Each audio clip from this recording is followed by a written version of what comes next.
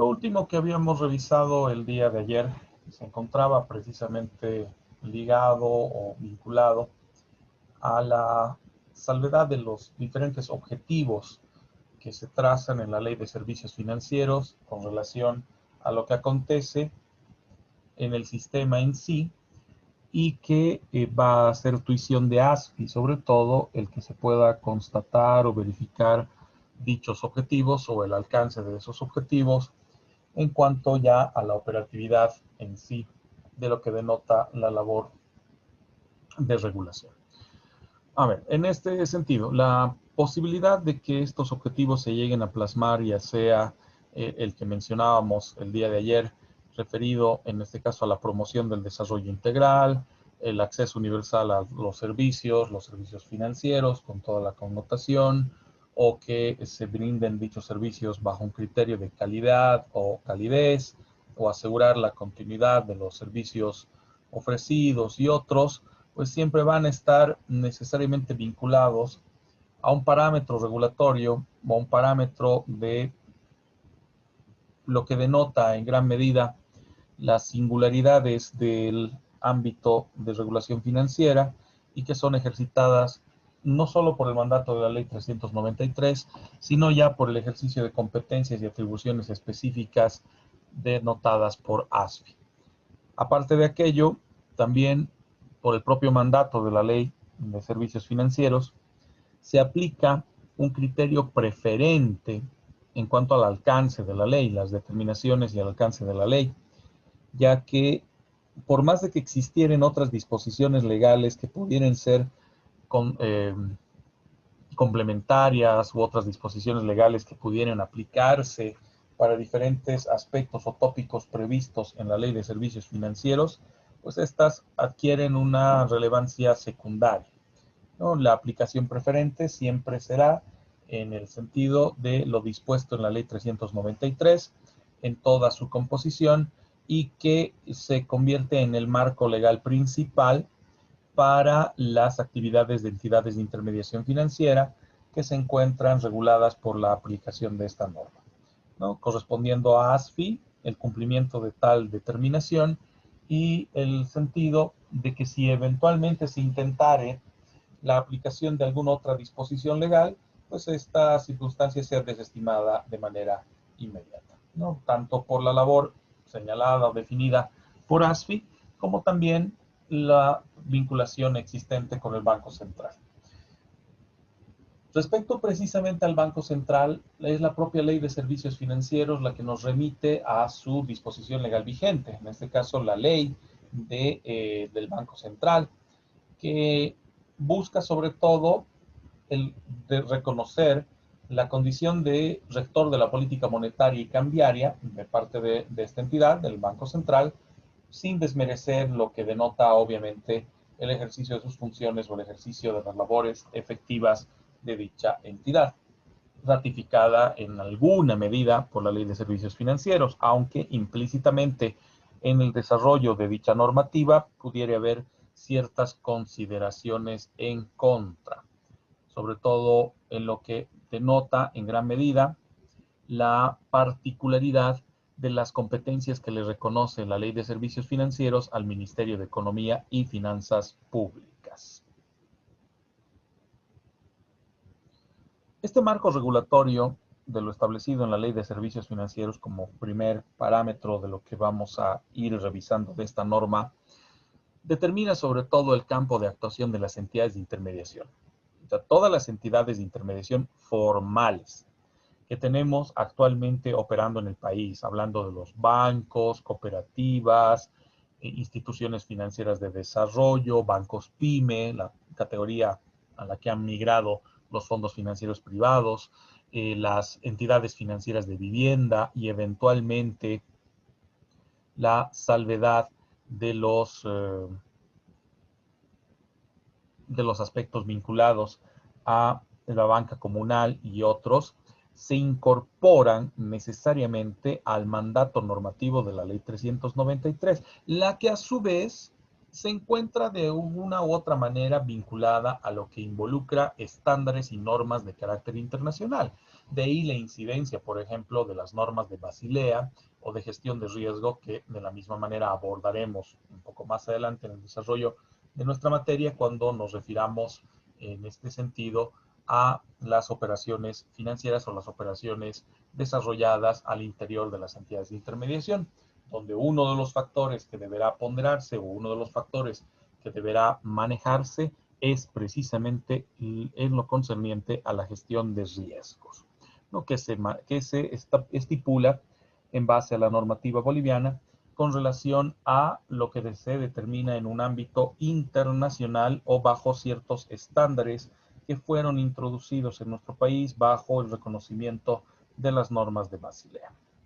¿no? Es por eso de que se incorpora una corriente internacional de banca múltiple y banca de capitales en lo que concierne a la regulación específica prevista en la Ley 393 y en el resto de las disposiciones legales que se apliquen para el sector financiero. Un sector que se caracteriza sobre todo por encontrarse bastante regulado o con la presencia de una serie de disposiciones legales y técnicas muy específicas, muy particulares, que buscan en todo caso alcanzar ese propósito que denotábamos inicialmente en las superintendencias, la estabilidad del sistema y la protección de quienes involucra en todo caso la labor al interior de dichas entidades. Es importante que se denote en gran medida la singularidad de lo que denota la normativa vigente o el marco regulatorio vigente, ya que es ese marco regulatorio o este aspecto de la regulación lo que predomina en términos de conducción y por lo tanto de ejercicio de atribuciones del regulador, o en el caso concreto de ASFI.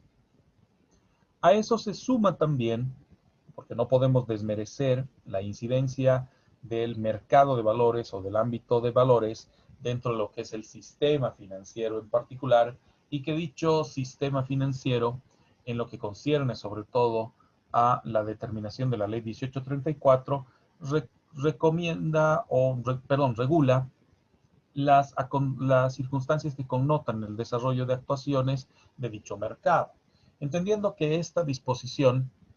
tiene por objeto sobre todo regular y promover un mercado que se caracterice por ser organizado, integrado, eficaz y sobre todo transparente, ¿no? Y en ese sentido, el ámbito de aplicación de la ley del mercado de valores, así como los reglamentos conexos a esta, con diferentes decretos supremos y la propia recopilación normativa para el sector financiero y para el sector del mercado de valores, contempla sobre todo las actividades que puedan propiciarse tanto en un mercado bursátil como extrabursátil, ¿no? Entendiendo que en el primer caso nos referimos a las operaciones que se llevan a cabo al interior de la bolsa de valores, y en el segundo, en el extrabursátil, todas aquellas operaciones informales y eventualmente formales que se desarrollan más allá del recinto de intermediación bursátil o de las bolsas en particular. La Ley 1834, por lo tanto,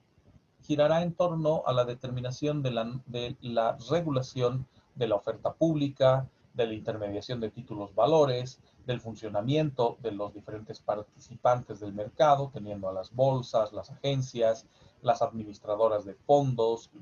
los propios fondos de inversión y las sociedades de titularización en sí, más el propio resultado de la titularización como patrimonios autónomos,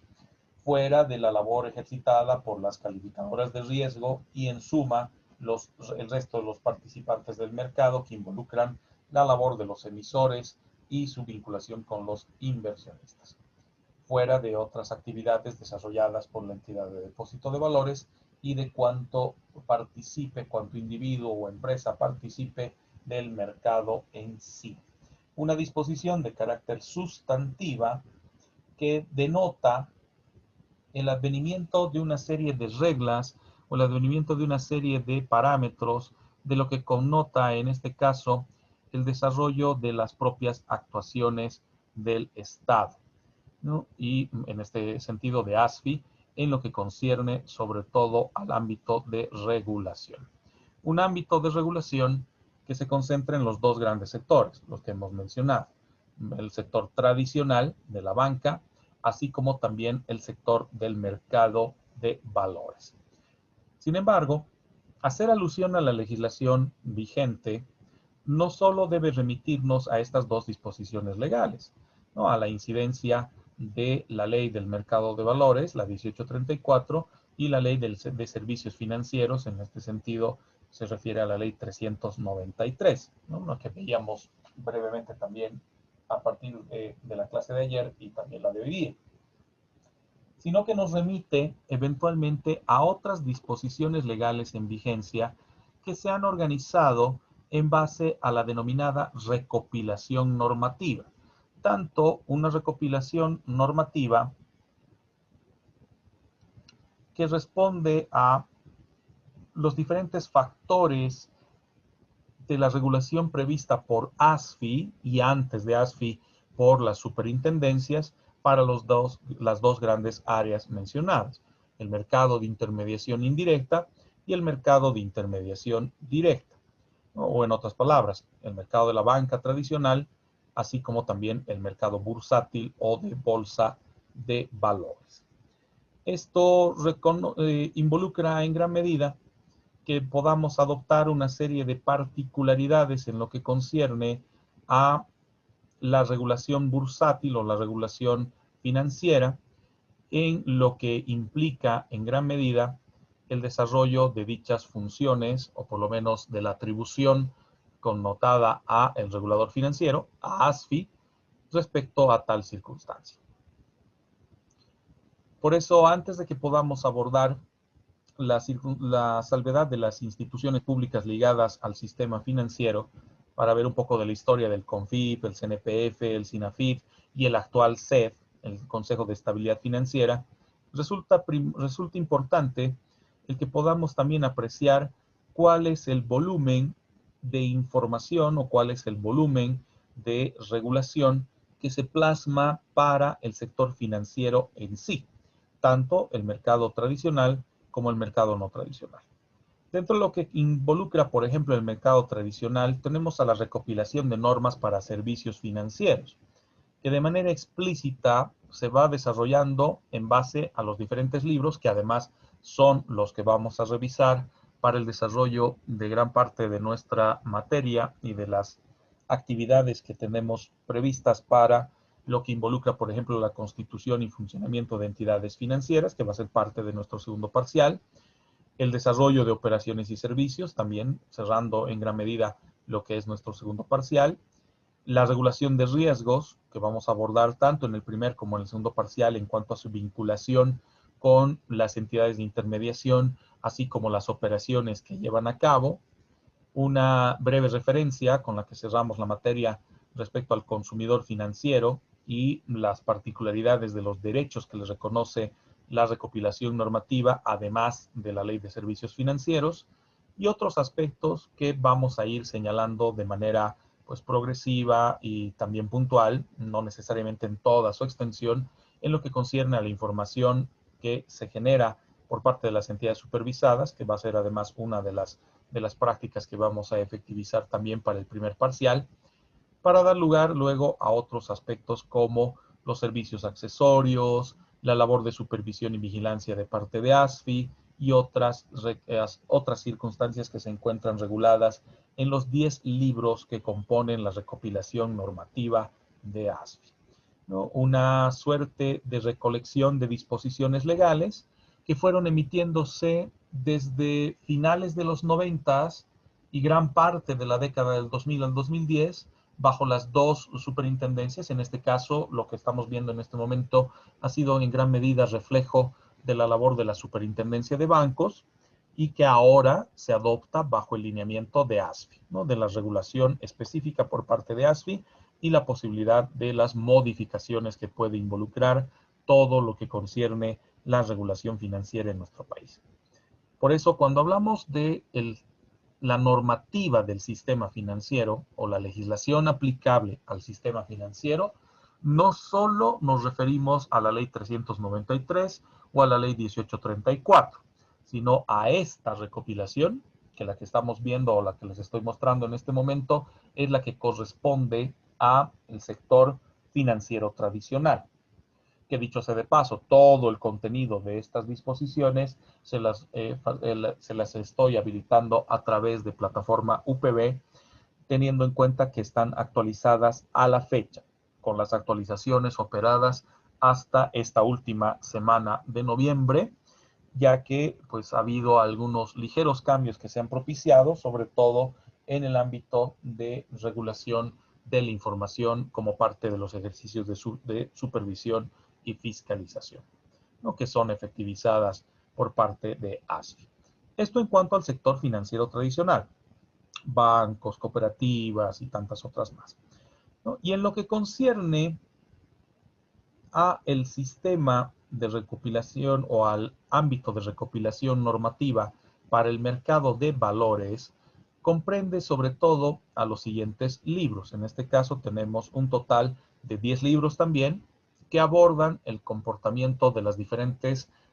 instituciones partícipes del mercado, así como las propias operaciones que se llevan a cabo en el mismo.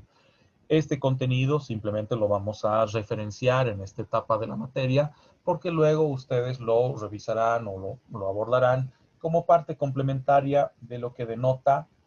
el desarrollo de su materia de mercado de valores.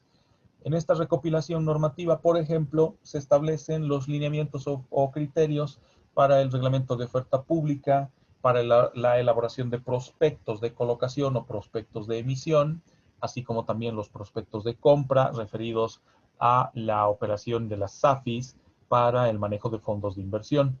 los procesos de titularización más su reglamentación, la identificación de los diferentes intermediarios dentro del mercado, partiendo de la bolsa, las bolsas de productos, que a la fecha no tenemos ninguna constituida, por cierto, las agencias de bolsa y el reglamento de operaciones de reporto más el reglamento de promotores bursátiles dentro de la labor de asesoramiento en mercado de valores. En el libro quinto, la comprensión de los fondos de inversión más sus SAFIs, entendiendo que éstas se vinculan a la administración de estos vehículos de inversión y también la determinación de su manual de prospectos para inversión o para compra de activos, ¿no?, dentro de los que se negocian en nuestro mercado. En el libro sexto, las entidades de depósito de valores con el ejercicio de las labores de compensación y liquidación. En el libro séptimo, la calificación de riesgo, que sí vamos a abordar brevemente cuando estemos viendo el tema de gestión de riesgo dentro de las entidades de intermediación. Y en el libro octavo, el método de valoración de activos, que es precisamente el que se ha modificado recientemente, cerrando con el libro de publicidad y promoción, con el reglamento de la forma de fiscalización de ASFI respecto a la promoción de actividades bursátiles, cerrando con el libro décimo de la información periódica a ser presentada por parte de los intermediarios o partícipes del mercado de valores boliviano. Como ven, entonces, es un ámbito de regulación bastante amplio que responde, en todo caso, a la determinación de una serie de aspectos normativos como también técnicos. Y es importante además que ustedes conozcan sobre la existencia de dicha normativa, no por el hecho de que la vayan a aplicar de manera inmediata, porque para eso pues van a contar en sus entidades de intermediación financiera con la asesoría o el acompañamiento de los profesionales abogados o los asesores jurídicos de sus instituciones, pero resulta también provechoso el que ustedes conozcan la estructura normativa, sobre todo para que no se propicie una suerte de asesoramiento indebido o asesoramiento incompleto por parte de los profesionales abogados del área financiera, ya que eventualmente tenemos la circunstancia de profesionales abogados formados, sí, en un ámbito comercial, pero no necesariamente en un ámbito financiero, que no es lo mismo, que si bien el derecho financiero deriva de un derecho comercial o de las determinaciones establecidas ya desde hace décadas en nuestro Código de Comercio, contempla también ciertas particularidades que les resultan más familiares, por ejemplo, a los profesionales en el área de las finanzas, ustedes en particular, a diferencia, por ejemplo, del conocimiento que pueda tener un profesional en derecho, sobre todo cuando hablamos de la regulación de riesgos. Por ejemplo, si hablamos de riesgo de liquidez, vamos a abrir el reglamento de riesgos de liquidez. Sabemos muy bien que esto involucrará los flujos de liquidez al interior de las entidades de intermediación financiera, sobre todo en lo que concierne a ese margen de liquidez que deben acreditar respecto al desarrollo de sus operaciones, que van ligadas, por ejemplo, a las directrices básicas de esa gestión de riesgo, en lo que concierne a esa estructura organizativa, los sistemas de información, las auditorías internas para medir y valorar el nivel de exposición de riesgo, así como también la relación con sus operaciones interbancarias o la creación de un fondo de liquidez y otros aspectos que necesariamente tienen que manejarse desde un punto de vista técnico y no solo normativo, que para ustedes les va a resultar mucho más apropiado o, pues en todo caso, comprensible a lo que acontecería, por ejemplo, con los estudiantes de Derecho o profesionales en Derecho que no trabajan en esta línea, que no trabajan en el ámbito del derecho financiero en particular, que se constituye, por cierto, en una disposición legal o en una serie de disposiciones jurídico-normativas de carácter particular o de especialidad, razón por la cual no todos los profesionales abogados tienen el manejo propicio de estos criterios, ¿no? Que resulta importante que ustedes los conozcan, por lo menos en su estructura y en el modo de empleo o el modo de aplicación de lo previsto en dichas disposiciones. Porque además, cada una de las circunstancias, por ejemplo, abriendo el rol de la unidad de auditoría interna, donde nos determina cuáles son las circunstancias vinculadas a su control o el control interno de las operaciones dentro de lo que involucra la labor en las entidades de intermediación financiera, se van estableciendo una serie de competencias y demás. Fuera de aquello, ya cuando ingresamos al reglamento de operaciones interbancarias, se suelen dar definiciones, ámbitos de aplicación y otros aspectos que nos ayudan a aclarar todo el alcance de dicho reglamento, ¿no? En el ámbito, por ejemplo, del riesgo de liquidez, que a su vez viene aparejado también de la consideración desde un punto de vista técnico.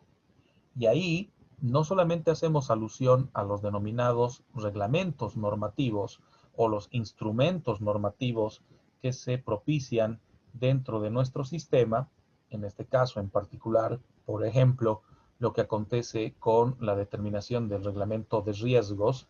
o la reglamentación y gestión de riesgos, sino también los aspectos técnicos que deben aplicarse bajo el concepto ya de anexos que son determinados por la función normativa de nuestro país ejercitada por ASFI. ¿No? Precisamente voy a mostrarles algunos de los anexos que se suelen manejar en lo que concierne, por ejemplo, a la gestión de riesgos, que son en gran medida resultado de las determinaciones y estándares internacionales a los que se sujeta nuestro país. Por ejemplo, si eventualmente como parte de la gestión de riesgo tenemos que llevar a cabo una evaluación y calificación de nuestra cartera de créditos, nos vamos a remitir al anexo primero del libro tercero, título segundo, capítulo primero de la recopilación normativa. Sé que parece un pequeño trabalenguas, pero esa es la forma en la que se ha previsto todo el ejercicio de regulación en nuestro país desde un punto de vista técnico. Claro que al principio se manifiesta más desde una comprensión de definiciones y otros aspectos ya de ponderación para luego abordar aspectos puntuales sobre la evaluación y calificación de cartera, los procedimientos que se deben hacer, los cálculos sobre el límite de exposición, en el caso de créditos de vivienda sin garantía hipotecaria, por ejemplo, o los créditos de vivienda debidamente garantizados, u otros que se van estableciendo, además de las categorías de créditos, ya sean estos empresariales, pymes, microcréditos, de vivienda, de consumo y otros que se determinan por estos estándares de carácter técnico que son establecidos en la recopilación. ¿no? Que esto, en gran medida, es parte de las labores que se ejercitan al interior de una entidad de intermediación financiera, que pues son el reflejo de la propia formación de profesionales en el ámbito, ¿no? Como precisamente su caso respecto a las previsiones específicas o el tema de previsión de riesgo concretamente y las reglas o pautas que han sido establecidas por el regulador financiero con relación a dichos aspectos, ¿no? Que se complementan en la formación técnica o la formación especializada que ustedes reciben en otras materias, ¿no? Del ámbito financiero, ¿no? Que esto es más que nada un reflejo de aquellas circunstancias. Por eso es de que en gran medida cuando ya utilicemos esta reglamentación, sobre todo los anexos, para algunos de los casos que tendremos que resolver con relación a el segundo parcial, sobre todo, pues van a poder ustedes ubicar esas particularidades técnicas que les resultan más conocidas que lo que acontece, por ejemplo, con los estudiantes de Derecho o los profesionales en Derecho. Por eso se entiende que todo el régimen, vamos a volver a la presentación, todo el régimen que denota la labor o las particularidades en el ámbito de regulación financiera o de las circunstancias aparejadas a nuestro sistema financiero van ligadas a diferentes parámetros normativos, nacionales, estándares internacionales, estándares y políticas privadas también, que van a ser gestadas al interior de cada entidad para el propósito de una gestión propicia, sobre todo bajo el parámetro fundamental del riesgo. Razón por la cual en el segundo parcial nos vamos a concentrar bastante en este aspecto de manera transversal a todo lo que son operaciones, así como también la constitución de entidades de intermediación financiera. No, ¿cómo hemos llegado a eso?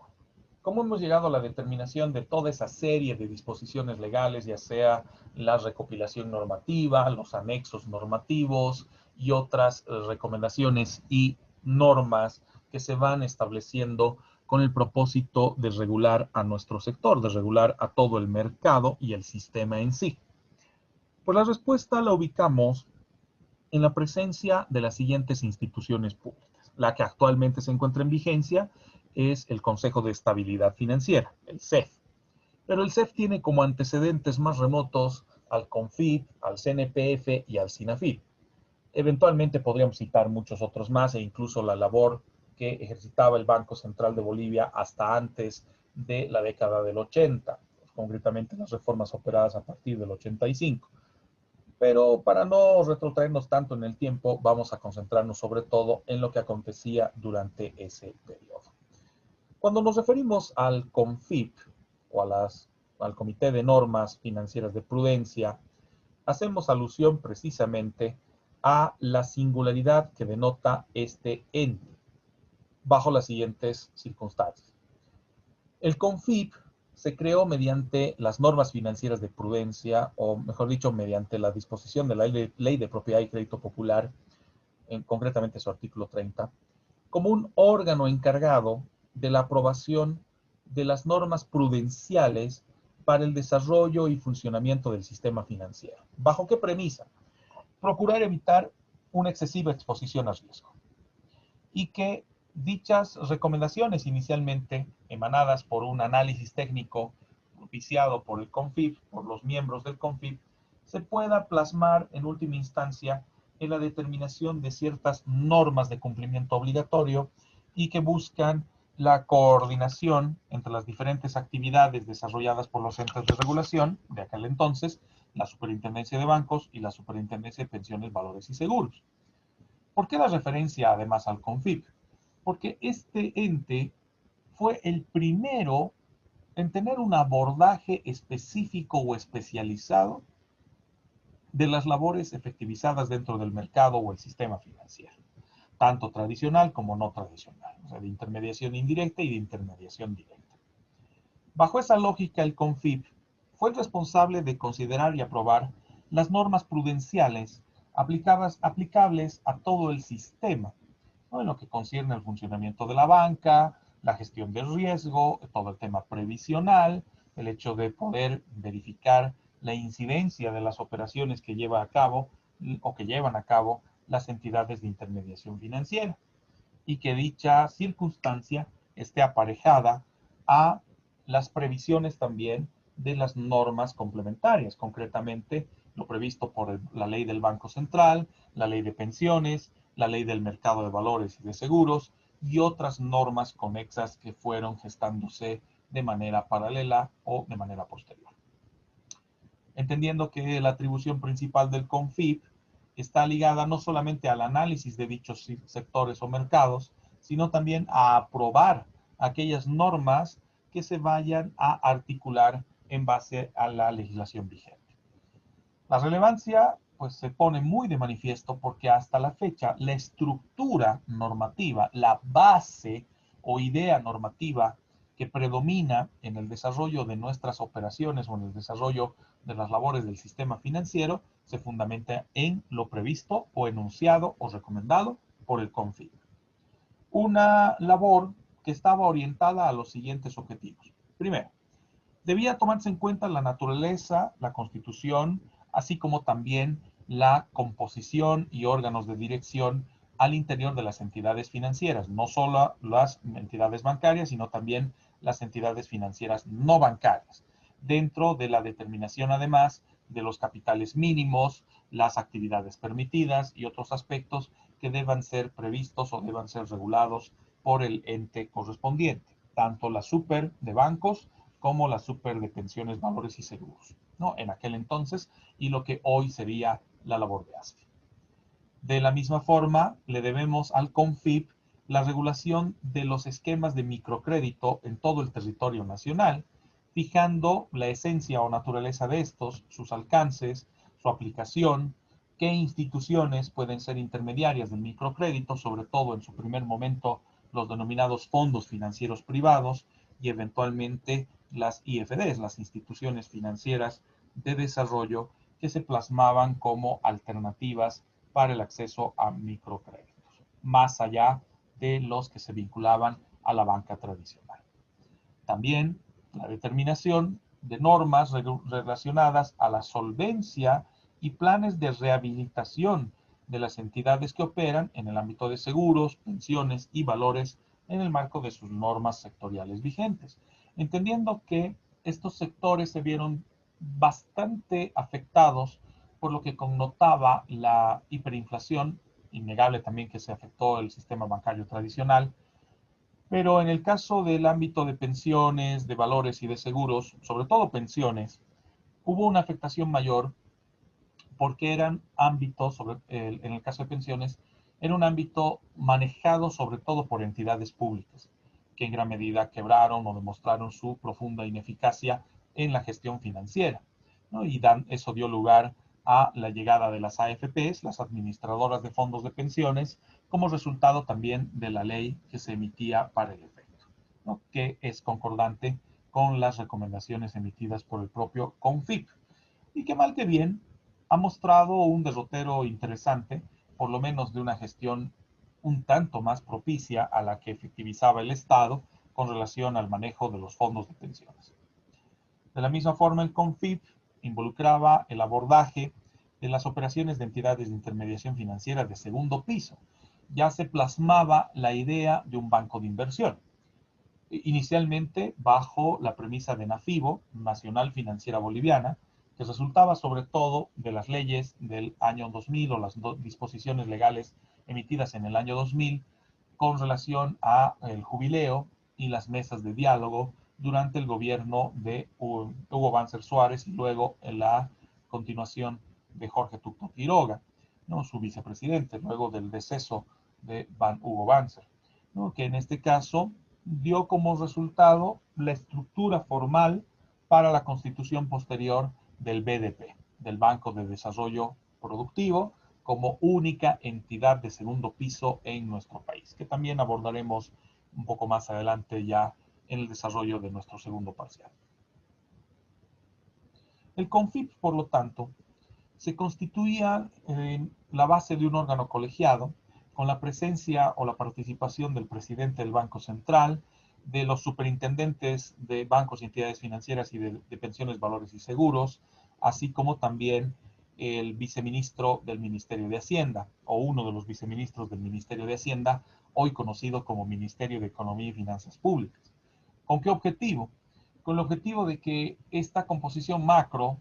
a través de los representantes de cada una de las entidades mencionadas, daría lugar a la valoración y análisis junto con un personal técnico de apoyo de todo lo acontecido y todo lo necesario para una regulación propicia del sistema financiero, que termine con el enunciado de normas, normas que vayan a ser aplicables o normas que vayan a ser pues manejadas para lo que denota en este caso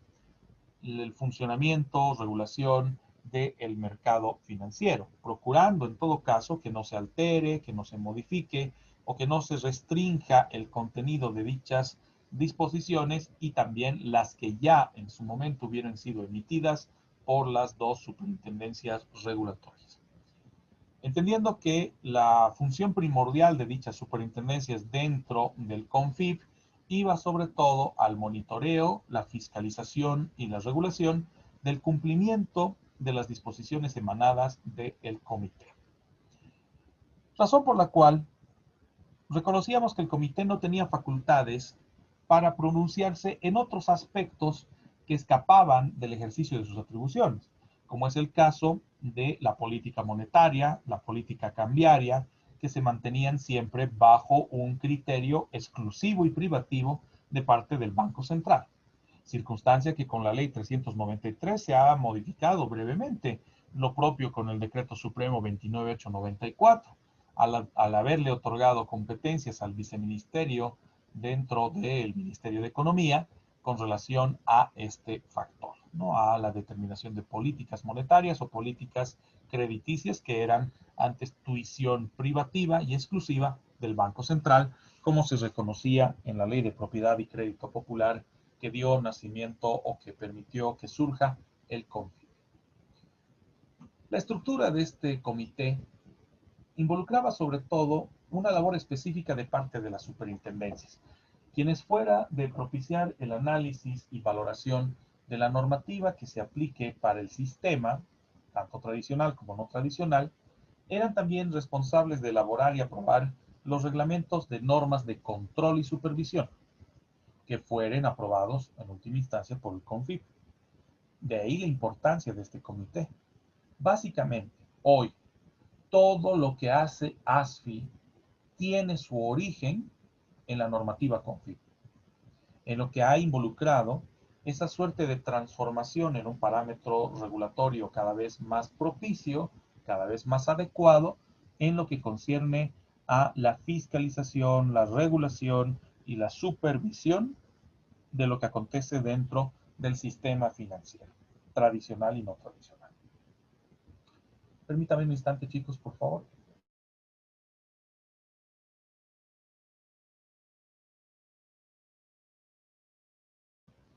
Gracias por el periodo de espera, chicos. Continuamos. Como les decía, en el tema del CONFIP, se abrían varias alternativas o se abrían varias circunstancias que justificaban la presencia de este comité. Primero, el hecho de que Bolivia se estaba reestructurando. Todavía íbamos arrastrando en la década del 90 las singularidades o las particularidades denotadas por la hiperinflación de la década anterior, concretamente entre el 82 y el 85, y las reformas estructurales que fueron propiciándose a partir del Decreto Supremo 21060, razón por la cual nuestro Estado, y en suma una de las competencias estatales, la regulación del sistema financiero, se plasmaba como uno de los escenarios a ser abordados para una comprensión más efectiva y sobre todo para una regulación apropiada, entendiendo que el objetivo primordial de la regulación financiera no es en sí el establecimiento de una serie de condiciones o requisitos que deban validarse y cumplimentarse de forma pues, técnica y sin ningún tipo de sustento, sin ningún tipo de consideración, sino que más bien se buscaba el reconocimiento de la relevancia o importancia de la regulación en términos normativos, así como también en términos fácticos en la labor ejercitada por los entes de regulación para evitar situaciones financieras fraudulentas o excesivamente riesgosas, ¿no? Por eso es de que se manejó el concepto de prudencia financiera, ¿no? Respecto a las determinaciones y lineamientos que fueron estableciéndose para tal propósito. Bajo esa lógica, el CONFIP trazaba una estructura bastante sólida que fue ratificada sobre todo durante el gobierno de Banzer y la terminación de Tuto Quiroga después del deceso, la enfermedad y el deceso de Banzer, y que se perfilaba como un escenario que se mantendría con el paso de los años. Pero como generalmente ocurre en el ámbito político y social de nuestro país, con el advenimiento de un nuevo gobierno,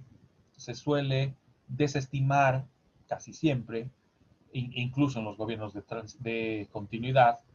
se suele desestimar lo que hizo el gobierno anterior. Peor si es un gobierno de oposición o un gobierno contrario al que resulte eventualmente ganador o vencedor en una elección.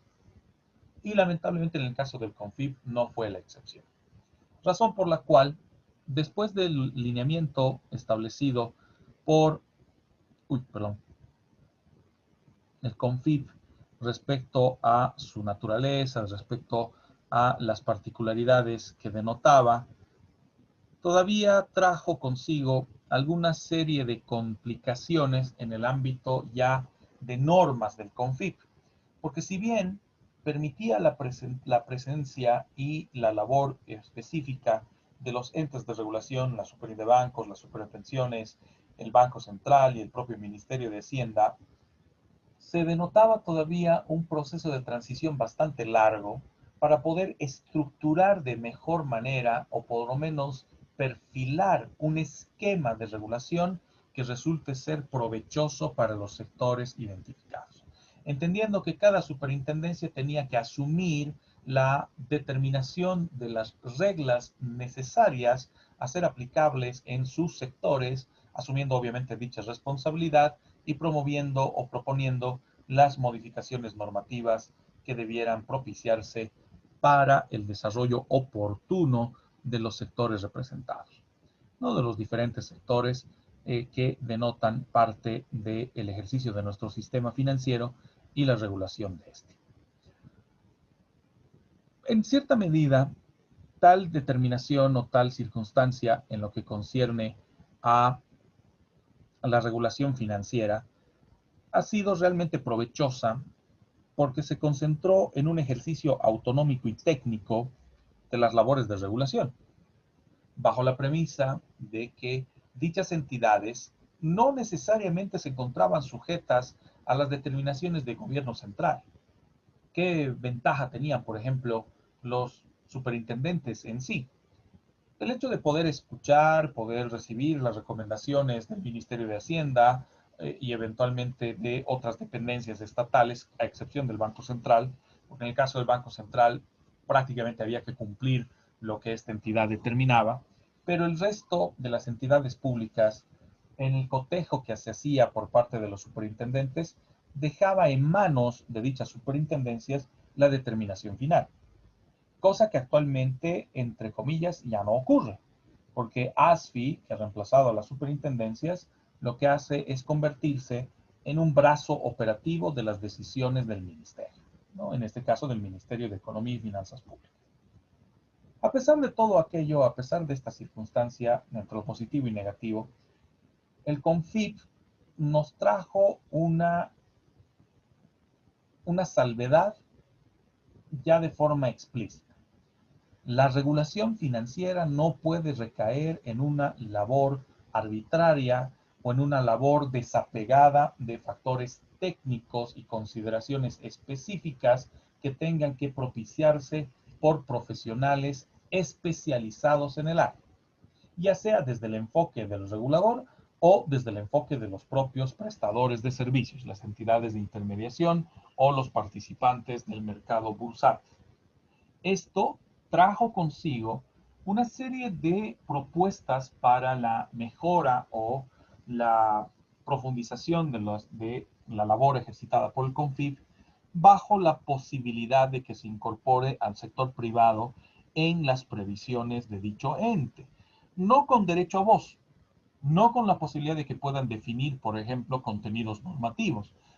y aprobarlos, sino más bien que sea una suerte de instancia de proposición, una instancia de planteamiento de reglas que vayan a aplicarse dentro del sector financiero, lo que en suma no era malo. El problema es de que se produjo la transición de gobierno y el CONFIP básicamente termina desapareciendo y siendo reemplazado por el Comité Nacional de Prudencia Financiera, o de Política, perdón, Financiera. Este Comité o Consejo Nacional de Política Financiera, creado mediante la ley del bono sol, manifestaba sobre todo o buscaba la creación de un consejo compuesto por el Ministerio de Desarrollo Sostenible y de Planificación, el Ministerio de Hacienda, el Ministerio del Área Financiera, una referencia bastante absurda en el artículo 28 de la ley del bono sol, porque sencillamente pues, el Ministerio de Hacienda es el ministerio competente del área financiera, lo que denota que quienes redactaron este artículo y gran parte de la ley del bono sol no tenían la soberana idea de la estructura y composición del Ejecutivo Nacional. Y se incorporaba también al presidente del Banco Central. Y a diferencia de lo que denotaba el CONFIP anteriormente, en el cual los dos superintendentes se encontraban presentes y además con derecho a determinación de las normas aplicables para sus sectores, en el caso del CNPF, pues sencillamente se los elimina y solo se le permite la presencia al superintendente general del CIREFI, el superintendente que fiscalizaba o supervisaba a las dos anteriores superintendencias, a la de bancos y de pensiones, valores y seguros, quien además solo tenía el derecho de asistir a las reuniones con derecho a voz, pero sin derecho a voto. Se podía manifestar eventualmente la posición o la postura asumida por las superintendencias con relación a alguna propuesta normativa, pero ninguna otra facultad posterior. Circunstancia que bien sabemos pues, fue un profundo retroceso respecto a lo que se plasmaba como la idea central del CONFIP, que en última instancia fue abandonada y que no pudo prosperar como se intentaba, ¿no? Sobre todo con esa participación privada que se pretendía efectivizar. Entonces, en el caso de la transformación del CONFIP al Consejo Nacional de Política Financiera, ha habido más bien una suerte de retroceso de por medio, o hubo un retroceso. Este consejo, además, podía convocar eventualmente a los superintendentes, nos referimos al super de bancos y al super de pensiones, valores y seguros de aquel entonces, para el tratamiento de materias relacionadas al ámbito de sus competencias. Pero, ojo, no podían proponer norma, solo se los invitaba para que puedan informar, para que puedan manifestar algunos aspectos, porque la toma de decisiones se concentraba en la estructura del gobierno central y eventualmente la participación de otros ministerios que en opinión de los miembros del CNPF pudieran favorecer a una política o a una determinación de política financiera acorde a los intereses de la población y por ende del propio Estado. Ya de por sí, el hecho de que involucren a ministerios que no necesariamente tienen una connotación financiera de esencia o básica, pero sí obviamente se relacionan con el sector financiero, prácticamente todos los ministerios tienen que relacionarse con el ámbito de las finanzas y la economía, pero no, eso no justifica que tengan una connotación o comprensión adecuada de las operaciones y la delicada situación de nuestro sistema, ¿no? Sobre todo para procurar que se mantenga en un criterio de estabilidad, como se ha ido manteniendo con el paso de los años, a pesar de algunas vicisitudes que ha tenido que atravesar. Este consejo, además, se constituye en el responsable de la definición y coordinación de políticas bancarias, políticas financieras en general, políticas aplicables al mercado de valores, de pensiones, de seguros, e inclusive se incorporaba a las empresas. sobre todo bajo la premisa de que las empresas se estaban vinculando o relacionando a un programa de reactivación económica que se manejaba a través del denominado FERE o el Fondo Especial de Reactivación Económica, destinado a empresas, que dio lugar también al surgimiento, que ya inicialmente se plasmaba como una idea dentro de la labor del CONFIP, los bancos de segundo piso, y que dio lugar a Nacional Financiera Boliviana, NAFIBO, que se constituía junto con la Superintendencia de Empresas en la institucionalidad destinada a el rescate financiero de las empresas que así sean seleccionadas por parte del ente de regulación. El ente de regulación fue en su momento la Superintendencia de Empresas, que lo que hacía era una clasificación de todas las empresas productivas o comerciales o industriales en nuestro país para ver cuáles podían beneficiarse o no de esquemas de reactivación económica a través del FEDE, el Fondo Especial de Reactivación Económica, que fue también determinado por una ley del mismo nombre, ¿no? La ley FEDE. Esto para poder proponer luego al Poder Ejecutivo en lo que concierne a estas áreas, valores, pensiones, seguros, así como también el ámbito de banca tradicional, las normas de carácter general que vayan a ser emitidas, pero a través de decretos supremos, que eso es algo que fue bastante reprochable. El CONFIP, previo al CNPF, plasmaba la posibilidad de que sean directamente los entes de regulación los que determinen el contenido normativo para el sistema, a través de las denominadas resoluciones administrativas, que reglamentaban gran parte de las operaciones que se llevan a cabo o que se llevarían a cabo dentro de nuestro sistema. A diferencia de lo que planteaba el CNPF. El CNPF pretendía quitarle esa competencia a las superintendencias y retrotraerla a la figura del Ejecutivo, el Ejecutivo Central, bajo la premisa de que toda la reglamentación o regulación del sector financiero recaiga más en la posibilidad de la emisión de decretos supremos y no resoluciones administrativas de carácter técnico. Lo que sí también denotaba un profundo retroceso más allá de el baneo a las superintendencias o que éstas no participaban activamente en las decisiones del CNPF. Trajo como consecuencia en gran medida que se den entre finales de los 90 y principios del 2000 el desarrollo de una serie de decretos supremos complementarios y reglamentarios a la reglamentación financiera. Algunos de ellos han sido nuevamente incorporados a la recopilación normativa y otros se mantienen de manera invariable definiendo algunos aspectos del sector financiero, ¿no? Por lo menos hasta el advenimiento de ASFI, donde nuevamente se ha reconocido la posibilidad de una tuición o función normativa para el regulador, pero que es compartida también con el Ministerio de Economía y Finanzas Públicas. A diferencia de lo que acontecía con el CONFIP, donde le dábamos esa competencia específica a los entes de regulación. En todo caso, la organización y funcionamiento del CNPF tenía que ser definida mediante decreto supremo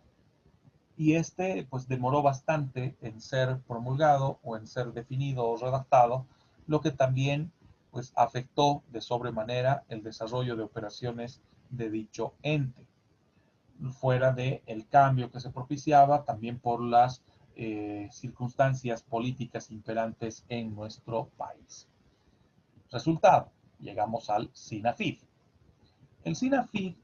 se estructuraba como el Sistema Nacional de Financiamiento para el Desarrollo Productivo, una manera concertada y coordinada a través de las diferentes entidades de financiamiento, tanto públicas como privadas, para constituir un mecanismo de promoción y articulación económica, que se fundamente en los principios y criterios de equidad para la asignación de recursos de manera eficiente a los sectores productivos potenciales, y que lamentablemente en aquel entonces, nuevamente inicios del 2000 y años posteriores, no podían acceder a financiamiento adecuado. El SINAFID, en su medida, o el Sistema Nacional de Financiamiento para el Desarrollo Productivo, se constituía sobre la base de un pacto de armonización del sistema financiero o del sector financiero, tanto en lo público como en lo privado, que se convierta luego en el promotor del desarrollo y en la construcción de mecanismos de financiamiento a largo plazo para que puedan afrontarse las previsiones o emprendimientos productivos, empresariales, comerciales o industriales de la economía boliviana y que se desarrolle sobre todo en el ámbito bursátil, ¿no? Destinado a las pequeñas y medianas empresas de manera primordial, sin dejar de lado a las microempresas, así como también a las grandes empresas. La labor específica del SINAFID tenía que ser solventada o tenía que ser de alguna manera soportada por las funciones a ser ejercitadas por NAFIBO, Nacional Financiera Boliviana, y la propia Superintendencia de Empresas. Y así se intentó, ya que eventualmente la super de empresas comenzó a listar a las empresas que serían elegibles para un proceso de transformación o reestructuración y por ende después a un proceso de financiamiento a través de Nacional Financiera Boliviana,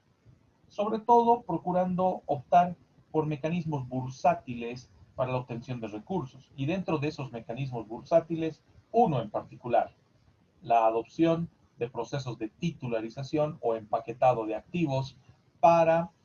la garantía posterior de la emisión de instrumentos financieros negociables en bolsa. También se planteaba la posibilidad de la constitución de bolsas agrícolas o bolsas de productos que promueven la transparencia de precios para beneficio del pequeño productor. Lamentablemente, el tema de la bolsa de productos no prosperó, a pesar de que se dicta un decreto supremo para que las agencias de bolsa que ya operaban en nuestro país puedan también, aparte de desarrollar labores de intermediación financiera o de servicios, perdón, financieros en lo que concierne al mercado bursátil, puedan desarrollar operaciones en bolsas de productos a través del concepto de commodities para el establecimiento de precios, como acontece, por ejemplo, en el Merval argentino o como acontecía en Bovespa en Sao Paulo antes de convertirse en B3, ¿no? La fusión de las tres bolsas en el Brasil. Y en el otro sentido, Nafibo se quedó corta, pero no por la propia Nafibo, sino más bien por lo que acontecía en la Superintendencia de Empresas, que inicialmente partió bajo una idea o un precepto muy claro, el hecho de clasificar a las empresas que podían acceder a estos mecanismos de fomento y financiación, y que derivó en los procesos de reorganización y transformación que se fueron ralentizando, se fueron estancando al extremo de que al último prácticamente todas las empresas listadas o la gran mayoría de las empresas listadas por la superintendencia pues terminaron en la nada, terminaron sin el mecanismo de financiación, terminaron sin su vinculación a NAFIBO, a Nacional Financiera Boliviana, a pesar de algunas que de manera ya privada o por una gestión privada lograron llevar adelante procesos de titularización para sacar a flote sus emprendimientos y potenciarlos a través del mercado de valores, que por suerte ha sido uno de los escenarios más representativos en términos de manejo de financiamiento para empresas con la participación pública en nuestro país, ¿no? En lo que concierne ya a los procesos de titularización alentados o orientados a la función ejercitada por ASFI, o perdón, por Nacional Financiera Boliviana, NAFIB. Por último, dejamos de lado a todos los sistemas, al SINAFID, al CNPF y al propio CONFIP, para que en aplicación de la Ley 393 se termine de consolidar el CEF, el Consejo de Estabilidad Financiera, que en teoría vendría a retomar la labor ejercitada por el CONFIP y eventualmente por entes anteriores, incluso al CONFIP, que nos heredaron una suerte de estructura normativa y una estructura de políticas aplicables a nuestro país. El CEF ratificado por el artículo 9 de la Ley 393, involucra la creación de un Consejo de Estabilidad Financiera como órgano rector del sistema financiero y a la vez un órgano consultivo para el sistema, sobre todo en lo que concierne a la aplicación de medidas de preservación y de estabilidad, además de eficiencia del propio sistema. Lo llamativo, pues, hasta antes de la Ley 393, el órgano rector del sistema financiero, casi de manera general, era el Banco Central, con ciertas competencias compartidas o eventualmente debatidas respecto a los entes de regulación, concretamente la Super de Bancos y en su momento el Ministerio de Hacienda, posteriormente el Ministerio de Economía y Finanzas Públicas. En todo caso, la creación del CEF respondía no solamente a un criterio técnico, sino también a un criterio político, ¿no? Un discurso político, porque ya se concentraba en el esquema de gobierno o en la estructura imperante en el segundo periodo de gobierno del MAS, ¿no? Que trajo consigo una serie de transformaciones y cambios en la institucionalidad de nuestro país, así como también en los parámetros normativos para el funcionamiento de dichas instituciones. Sobre todo la desaparición de las superintendencias y el surgimiento de las autoridades de fiscalización y control social, y en el caso que nos ocupa, el surgimiento de ASFI. ¿Cuál es el objeto del CEF? El CEF, como órgano rector, busca definir, proponer y ejecutar políticas financieras, sobre todo aquellas destinadas a orientar y promover el funcionamiento transparente y estable de un sistema financiero que apoye a las actividades productivas del país. Por eso es el que se enmarca en el mandato de la Constitución. Recordemos que el artículo 330 de la Constitución Política del Estado ya nos plasmaba esa idea de que el sector financiero boliviano vaya a estar ligado o vinculado a la promoción de las actividades productivas, ¿no? Sobre todo en el ámbito artesanal, del comercio o agrícola, ganadero y otros que se articulen conforme las determinaciones de la Constitución y del propio Ministerio de Economía y Finanzas Públicas, procurando trabajar bajo criterios de equidad social, de fomento del ahorro, de la canalización de dichos fondos hacia la inversión, una inversión de carácter productiva y la inclusión financiera como parámetros u objetivos que se plasmaban respecto al funcionamiento o labor del CEF. Como órgano consultivo, busca efectivizar, porque sigue en vigencia, la coordinación de acciones interinstitucionales que deriven luego en las recomendaciones de aplicación de política macro o política de regulación prudencial orientadas a la identificación, control y mitigación de situaciones de riesgo, sobre todo riesgo sistémico del sector financiero, además de medir el probable impacto en la economía nacional de propiciarse tales circunstancias previstas en la gestión de riesgo, ¿no? Acorde a alineamientos no solo de orden nacional, sino también a estándares internacionales que hemos adoptado desde nuestra vinculación con Basilea I, Basilea II y eventualmente la transición a Basilea III, en la cual todavía nos encontramos de alguna manera.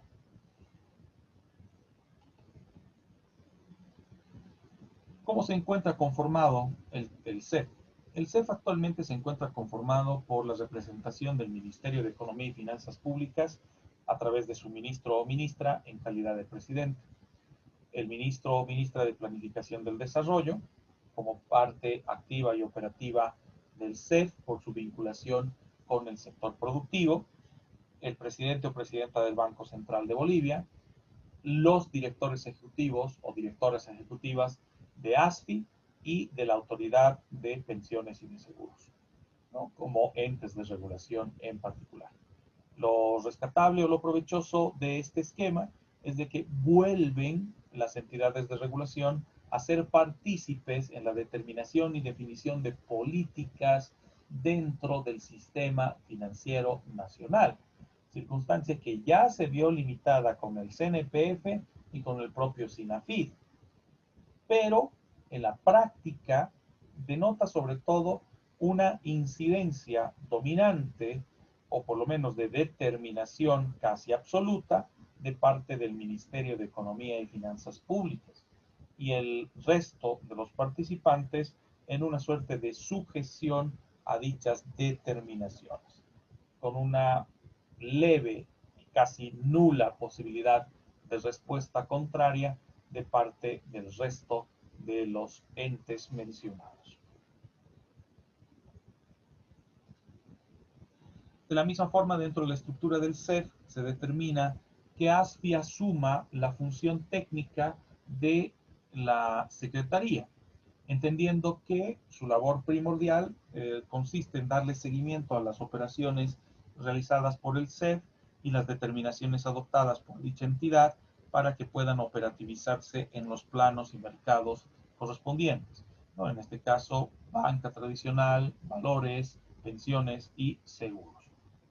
Entendiendo que los restos de los integrantes del Consejo de Estabilidad puedan también delegar su participación a funcionarios de jerarquía inferior o a subalternos, asumiendo obviamente las responsabilidades de tal delegación, así como de las decisiones que se adopten por dichos servidores públicos que los representen, ¿no? Para evitar que las reuniones o sesiones del CEF se concentren solo en la presencia de ministros o ministras o del presidente del Banco Central, sino que se pueda nominar a personal técnico o subalternos, obviamente especializados, y con la correspondiente formación, por lo menos la lógica promueve aquello. Ahora, de ahí al hecho, pues ya hay una distancia en particular, ya que en los últimos años se ha podido apreciar o se ha podido evidenciar un predominio político del funcionamiento del CEF, inclusive durante el periodo de gobierno de Yanine Áñez, que también se mantuvo vigente.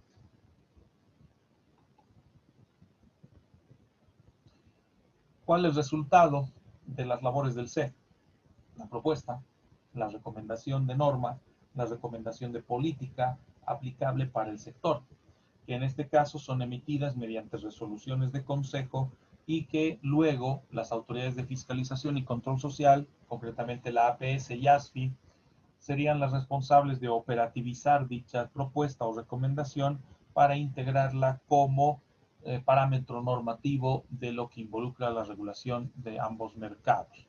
o de todos los mercados, mejor dicho, ¿no? Tanto intermediación financiera tradicional como no tradicional, banca y valores, en otras palabras, y de la misma manera los mercados previsionales, el área de pensiones, y el mercado de seguros, que responden a la función ejercitada por la APS.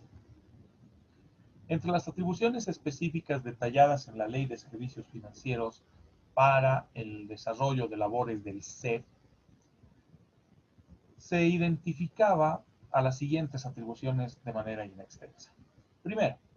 la posibilidad de definir, proponer y ejecutar políticas financieras. O sea, no solamente recomendaba, como es el caso del SINAFIP o el CNPF, sino que volvía a esa esencia del CONFIP, o se vuelve a la esencia del CONFIP, de no solo proponer, sino también definir la aplicación de una serie de parámetros normativos para el ámbito de regulación financiera y la operatividad de nuestro sistema, que orienten, en este caso, el funcionamiento del mismo. También la posibilidad de emitir recomendaciones sobre regulación macroprudencial que vaya a afrontar sobre todo nuestros mecanismos y gestiones de riesgo para evitar una exposición mayor de parte de las instituciones financieras y sobre todo el poder identificar probables hechos fraudulentos o actuaciones fraudulentas que también deban evitarse. Es responsable de proponer a las autoridades de supervisión, incluido el Banco Central, las normas y medidas para el desarrollo de integración del sistema. Esto bajo el entendido de que dicha propuesta sobre todo recae en la labor ejercitada por los ministerios que componen el CEF, ya que los entes de regulación son también parte integrante del CEF. Y sería pues, gracioso el hecho de que ellos mismos se propongan aspectos que luego vayan a poner de manifiesto, pero sí la vinculación con órgano central o con la representación ministerial del órgano central y de las determinaciones del Estado desde dichas esferas. También resultan los responsables de fungir como órganos de consulta de lo que acontece en términos de política financiera para la determinación que se adopte por parte del Ejecutivo, sobre todo en un ámbito en particular, cómo propender hacia la estabilidad financiera y poderla mantener dentro de nuestro sistema. Una circunstancia que en alguna medida se ha ido cumpliendo, no tanto por medidas que se fueron adoptando, aunque las ha habido buenas, sino también por la propia dimensión de nuestro sistema, ¿no? Algo que siempre nos ha llamado la atención es por qué Bolivia no se ha visto severamente afectada por la crisis hipotecaria o la crisis financiera del 2008,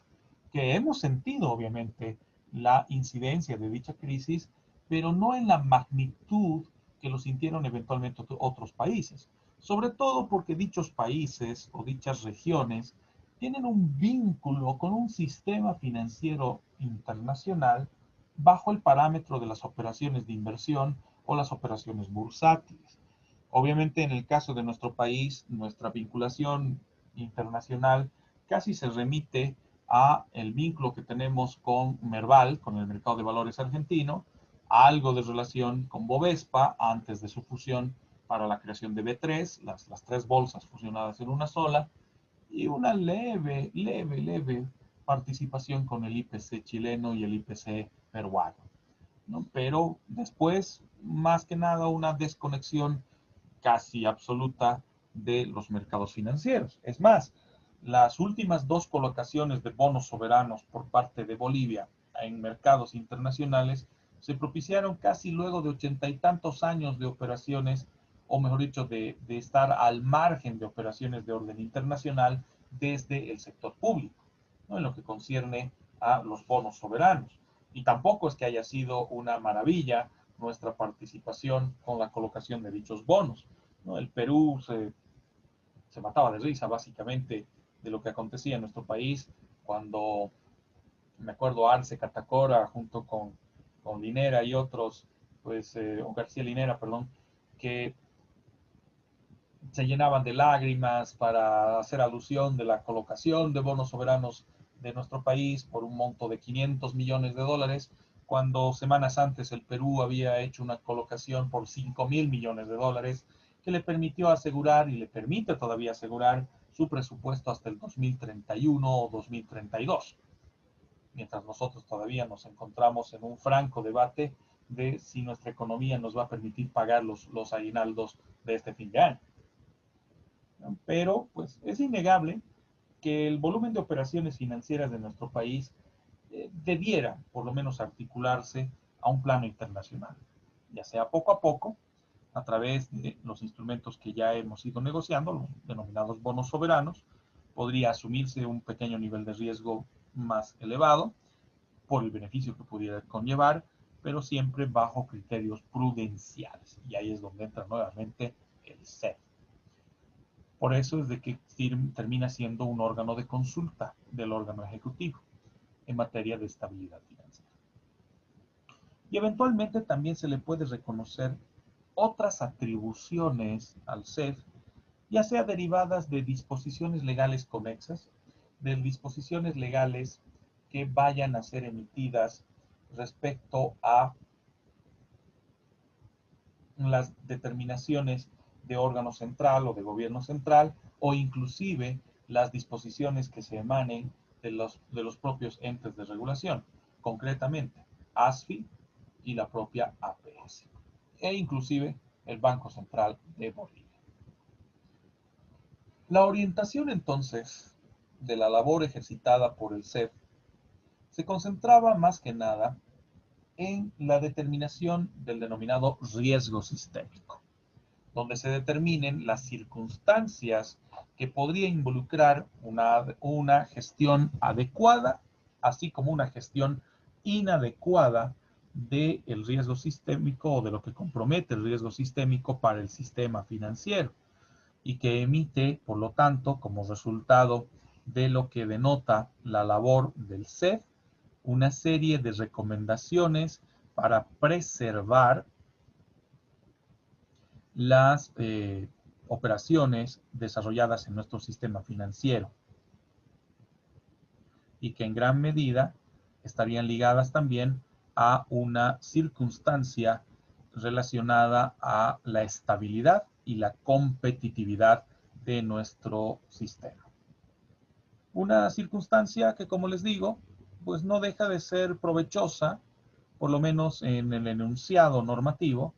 y que en alguna medida todavía se ha ido generando algunas consideraciones al respecto, ¿no? Y que pudiere, en todo caso, ligarse a una suerte de aspectos particulares o de aspectos provechosos para la estabilidad que siempre propendemos o la certidumbre que buscamos generar dentro del sistema financiero en particular, a través de las diferentes medidas o políticas que se adopten con relación a nuestro sistema, tanto desde el sector público como eventualmente desde el sector privado. Entendiendo además que tal circunstancia va a ir ligada a la labor que ejercita el ente de regulación estatal, ASFI. Si bien el CEF es el responsable de la determinación de una serie de políticas o de una serie de lineamientos que resulten de alguna manera provechosos o propicios para lo que involucra esta suerte de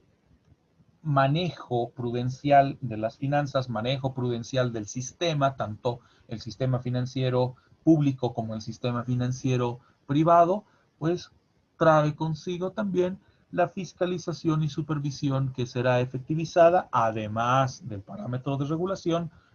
dentro de las funciones y atribuciones que ejercita ASFI. Ya para cerrar este tema y trabajarlo también desde un enfoque práctico,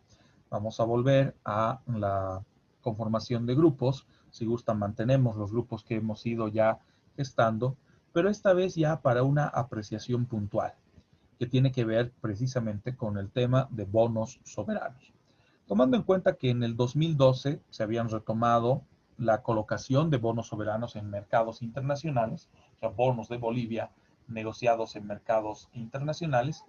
y que hoy se maneja como una alternativa o una hipótesis de lo que pudiere ser provechoso para paliar las eventuales dificultades que hoy atravesamos. Primero, por todo lo que ha significado un manejo irregular de nuestra economía, aunque el presidente Arce Catacora quiera negarlo, pero sabemos que ha habido un manejo displicente, un manejo inadecuado de las arcas estatales, así como también lo que ha acontecido durante este año o está todavía aconteciendo con efecto de la pandemia. De ahí la consulta. ¿Qué tan oportuno será en este instante o en este momento que nos encontramos el que se pueda emitir nuevamente bonos soberanos y bajo qué condiciones involucraría tal circunstancia? Como una adopción de política financiera prevista dentro de los esquemas del CEF, ¿no? Dentro de lo que involucra el Consejo de Estabilidad Financiera. Si eventualmente podría derivar en una recomendación al Ejecutivo de que se plasme una nueva colocación de bonos soberanos dentro de mercados o al interior de mercados internacionales. Hay bastante información al respecto, tanto en la propia página del Ministerio de Economía y Finanzas Públicas, como eventualmente la página de la Bolsa, que denota lo que fue en su momento la colocación y que podríamos ponderar o valorar respecto a una adopción de política que vaya a afrontar las dificultades que hoy evidenciamos tanto por el COVID como también el propio manejo económico financiero de nuestro país. Retomamos entonces el trabajo de grupos. Si gustan, mantenemos los mismos grupos del día de ayer, depende de ustedes, para que podamos continuar con dicho trabajo o creamos las salas de forma aleatoria. Depende de ustedes. Dicen, la apreciación tenemos que simplemente hacerla de manera verbal, ¿no? Entre nosotros. Sí, sí, sí. Por ahora verbal, porque luego la vamos a comentar Ujú. si alcanzamos hoy mismo, sino mañana como parte de los aspectos o las actividades de cierre de este tema, antes de que abordemos ya la comprensión específica de las funciones de ASFI. Listo, gracias, Lisa. Perfecto. Voy a conformar entonces las salas. Si gustan, volvemos a un trabajo pues aleatorio, porque como va a ser más una revisión o una valoración en base al volumen de información que tenemos respecto a bonos soberanos, eventualmente también les voy a dejar algunos enlaces para que puedan acceder a los mismos y tener información al respecto, ¿vale? Vamos a crear entonces nuestras 4 salas y les voy a otorgar el lapso de tiempo para la ponderación de dichos aspectos para que después podamos hacer una pequeña plenaria de cierre. Ya están abiertas las salas, vamos ingresando por favor para poder abordar dicho criterio.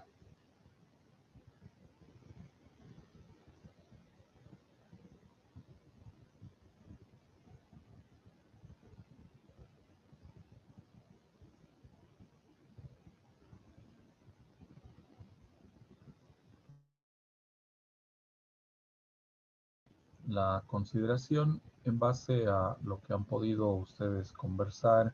o intercambiar respecto a una eventual política o alguna eventual determinación de gobierno para la colocación de bonos soberanos como acontecía en el 2012, ¿no? Teniendo esa referencia precisamente a lo que fue la colocación de bonos soberanos en mercados internacionales. ¿Qué incidencia traería ello? ¿Alguna consideración positiva, una consideración negativa? Pues, o sería muy pronto para poder afirmar qué efecto podría llegar a propiciar una determinación de política financiera fundada en la colocación o emisión de bonos soberanos por parte de nuestro país.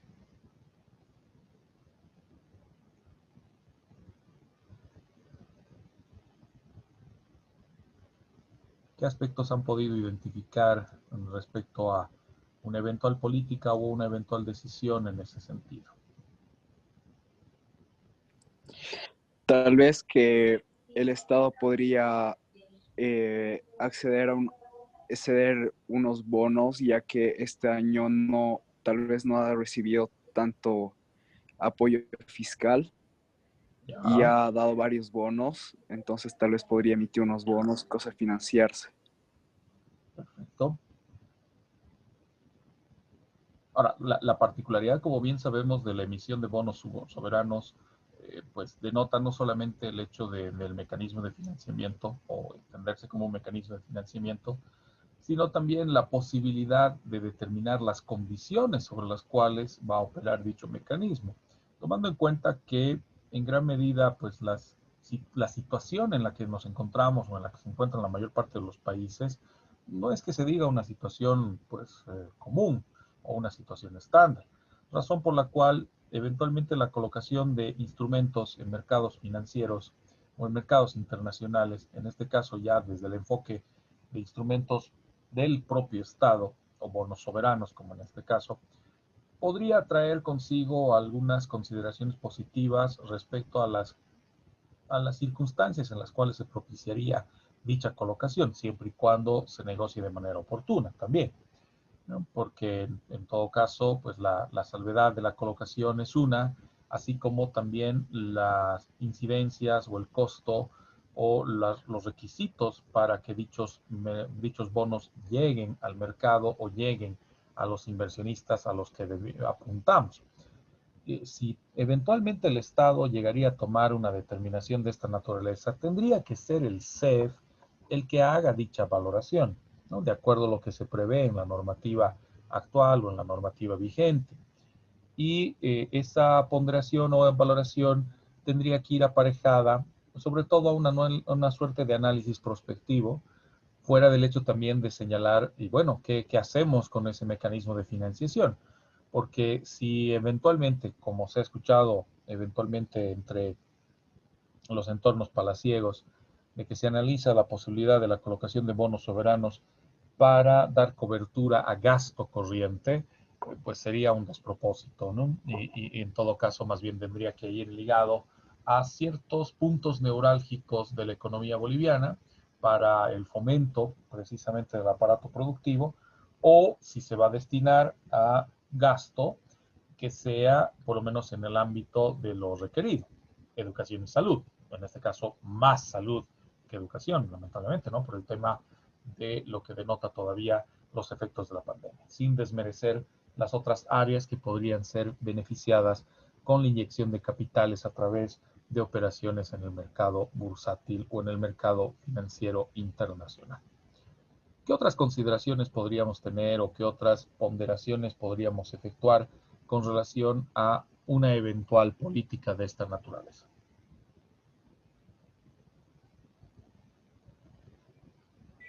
Liz, en mi grupo estábamos viendo que también,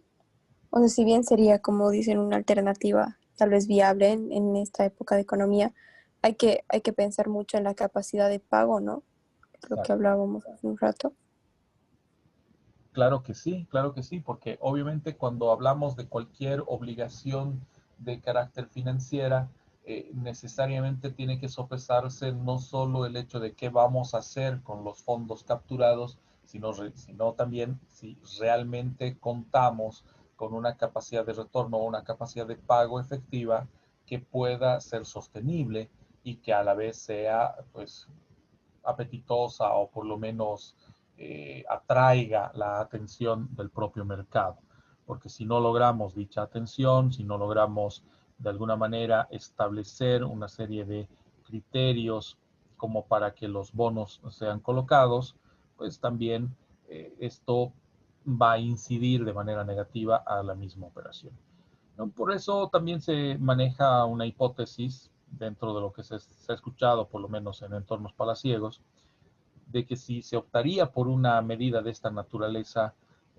uno de los puntos importantes a definir sería los periodos de gracia, así como también el plazo para redimir las obligaciones que se hubieran pactado en los mercados internacionales, ¿no? Se hablaba de unos 10 años, unos 20 años, hay quienes incluso lo postulan a un lapso de tiempo mayor, hablando de 30 o 50 años, o una postura no cercana a gobierno, pero de alguna manera también con algo de peso, la manifestada por Gonzalo Chávez hace unos días, que planteaba la posibilidad incluso de una colocación de bonos a 100 años, ¿no? Cosa complicada en este momento, no creo que llegaría a darse, pero sí por lo menos el manejar un horizonte temporal acorde a la capacidad de pago o la posibilidad de retorno que se denota respecto a dicha operación. En suma, pues la relevancia tanto positiva o negativa que podríamos tener en una suerte de estudio de factibilidad o prefactibilidad de una operación de esta naturaleza va a repercutir sobre todo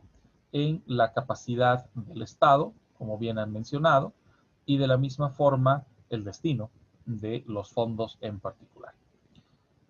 siempre y cuando pues la adopción, de acuerdo al mandato normativo, se origine en una suerte de análisis técnico o un análisis propicio a ser efectuado de manera directa por el CEF, ¿no? Por el Consejo de Estabilidad Financiera. Habrá que ver qué determinaciones se adoptan, porque la ventana de oportunidad también se va cerrando respecto a las exigencias y necesidades del propio Estado. Vale, chicos, con eso cerramos la clase de hoy. Mañana retomaremos un poco de esta conversación de los bonos soberanos y daremos lugar luego a lo que ya denota el tema de regulación financiera. También en esta noche, en unos minutos más, voy a habilitarles, como les había adelantado ayer. Ayer hubo un pequeño percance en la renderización, pero voy a habilitarles ya los videos de las diferentes sesiones que hemos tenido, cosa que también ustedes puedan acceder a dicha información para su revisión, tomando en cuenta que ya nos vamos acercando a la fecha de evaluación. Como ha habido una modificación de nuestra fecha de inicio de clase y un poquito el percance del día viernes, estaba con la intención de plantearles que la evaluación que inicialmente estaba prevista para este viernes la podamos mover para el lunes o martes de la siguiente semana, si están de acuerdo. Sí, Luis. Sí, listo, de acuerdo. Sí, está bien, listo. Sí, Sí, listo, sí, estamos está de bien. acuerdo. Ya, perfecto. Perfecto, así nos va a dar un pequeño margen para que no tengamos tanta presión respecto al contenido y también para que podamos hacer una suerte de retroalimentación antes de la prueba. Ya mañana les comentaré cómo es que va a ser el desarrollo de la evaluación, que compromete tanto una parte práctica como una pequeña parte teórica de los aspectos más relevantes a considerar respecto a nuestro tema. Vale, chicos, buen descanso y nos vemos mañana. Gracias, Lisen. Hasta Muchas mañana. gracias. Gracias, Lice. Listo, hasta mañana. Hasta mañana.